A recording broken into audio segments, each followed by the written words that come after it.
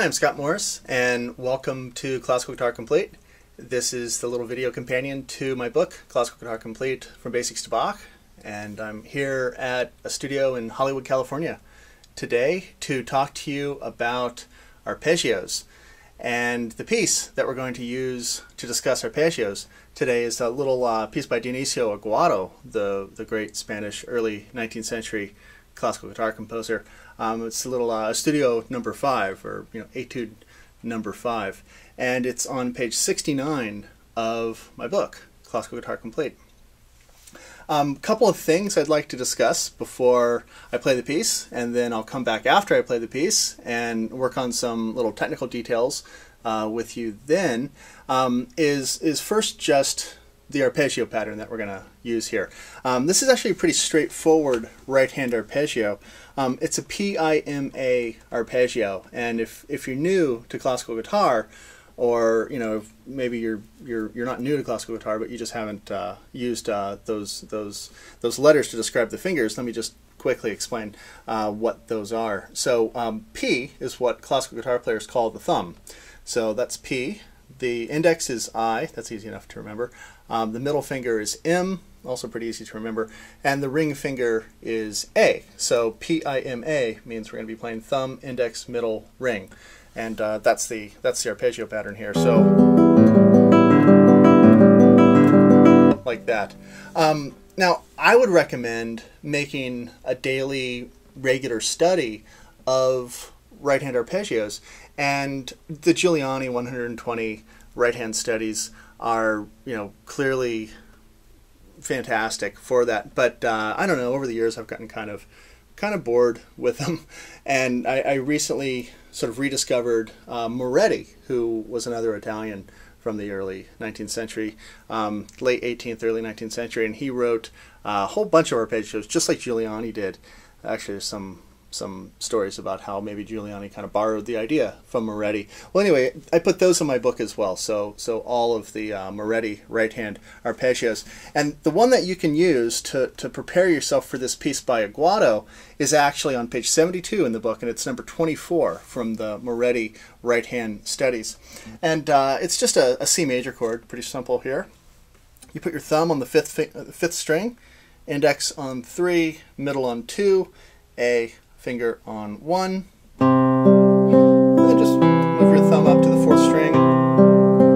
So your thumb moves back and forth between 5 and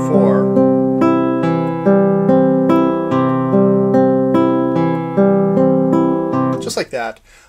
It's important to strive for rhythmic consistency, so I highly recommend using a metronome and making sure you can keep a steady pulse with that. But the other thing you want to make sure you do is strive for consistency of tone and control from each finger. Some people have maybe one finger that sticks out for whatever reason, like a for whatever reason. It's not really a good musical reason to bring out that particular note, but their hand just sort of does it because they can't control it. Or the opposite, maybe you're always missing one string with one of your fingers. So that's why I think it's important to go really slow and make sure you can play a nice, consistent, even arpeggio.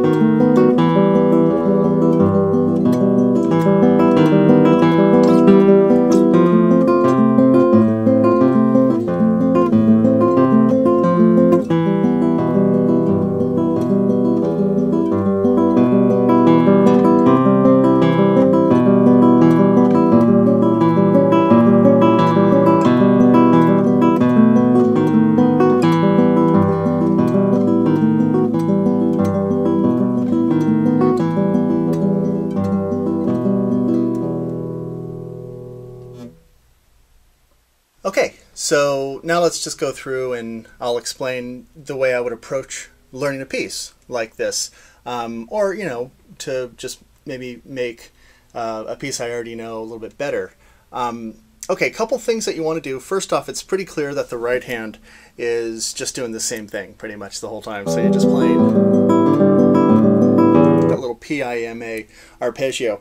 One thing I'd like to discuss about the right hand here, and this is one of those like fairly hot button topics here for guitar players, but I'm going to bring it up because that's what I do. I'm controversial. Planting. Now, the way I'm going to ask you to look at this the first time is with something called a full plant. So if you go back to that hand position that I talked about at the beginning of this video, put your thumb on the 5th string, I, M, and A on 3, 2, and 1, and put them all down at once. Also make sure that your thumb is to the left of your index finger there. You don't want to do this. That's really common and can get you in a lot of trouble with your fingers there. So your thumb goes to the left of your index finger. If you look like that, you can see a little triangle there between your index finger and your thumb. Okay, so I start with all of the fingers down and I just kind of peel each one of them away. And then when I pluck A at the end, my thumb goes back down on that 5th string. So I'm planting the thumb. So let me do that again. Watch my thumb. Okay, so right as soon as I pluck that 1st string with the A finger, my thumb goes back down. Now when I pluck with thumb, I, M, and A all go down at the same time. So to do that slowly, it looks like this.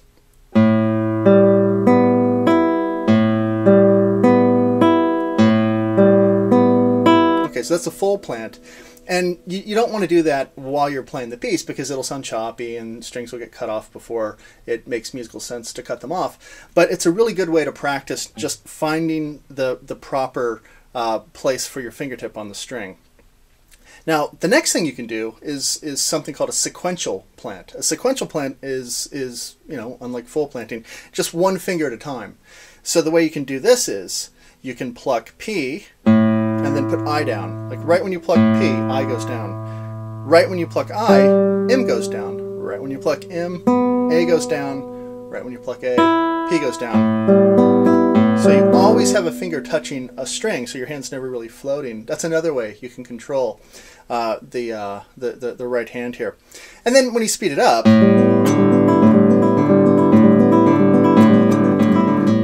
the plants, they just sort of disappear, so you don't have to worry about it sounding choppy like that.